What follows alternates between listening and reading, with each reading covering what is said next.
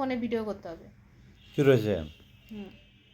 আল্লাহ এই পৃথিবীতে মানুষকে সৃষ্টি করেছেন শুধুমাত্র জিন বা ইনসানকে আল্লাহ ইবাদত করার জন্য। আমরা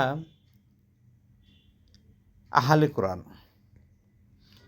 কোরআনের ভিতর যা আল্লাহ অর্ডার করছেন সেই কথাগুলো জীবনে বাস্তবায়ন করাই হচ্ছে প্রকৃত ধর্ম। আমরা যে সালাত আদায় করি সেই সালাতটা প্রচলিত সালাত আর কোরআনের সালাত একটু ভিন্নতা আছে। তো আমরা সালাত আদায় করব। সালাতের উদ্দেশ্য হলো আল্লাহর সাথে সংযোগ হওয়া, পরিপূর্ণ সংযোগ, আল্লাহর সাথে কথা বলা, আল্লাহকে চাওয়া, আল্লাহর কাছে ক্ষমা চাওয়া, প্রত্যেকটা মুহূর্তে আল্লাহর সাথে সম্পর্ক রাখা। এটা আনকাট ফলোয়ার। আল্লাহর সাথে সম্পর্ক ছিন্ন করা মানেই এক সেকেন্ডের জন্য ছিন্ন করা যাবে না। প্রতি মুহূর্তে আল্লাহকে স্মরণ রাখতে হবে, প্রতি মুহূর্তে আল্লাহকে খেয়াল রাখতে হবে, আল্লাহর কাছে মাপ চাইতে হবে, ক্ষমা চাইতে হবে, যে কোনো জিনিস প্রয়োজন আল্লাহর কাছে চাইতে হবে। এবং কোরআনের বাইরে কোনো ক্রমেই যাওয়া সম্ভব নয়। আমরা যদি এই কোরআনকে ফলো করি, অনুসরণ করি, জান্নাত ইনশাআল্লাহ নিশ্চিত। আমরা কখনো অন্যায় করব না, অবিচার করব না, ব্যভিচার করব না, কোরআনের বিধানের বাইরে যাব না।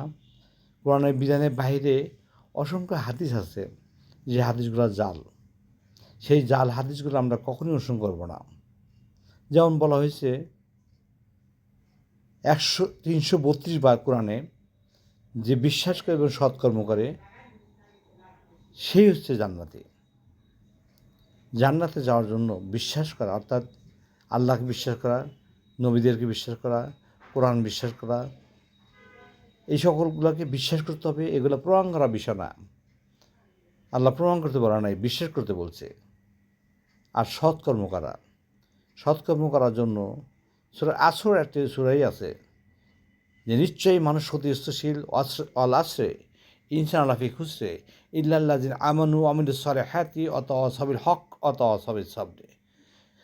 নিশ্চয়ই মানুষ ক্ষতিগ্রস্ত, তারা ছাড়া, সময়ের কসম দিয়ে বলছে আল্লাহ, তারা ছাড়া যারা ঈমান এনেছে, সৎকর্ম করেছে, সৎ কাজের পরামর্শ দিচ্ছে এবং ধৈর্য বা সবরের পরামর্শ দিয়েছে, এই পথে যারা আছে তারাই জান্নাতি।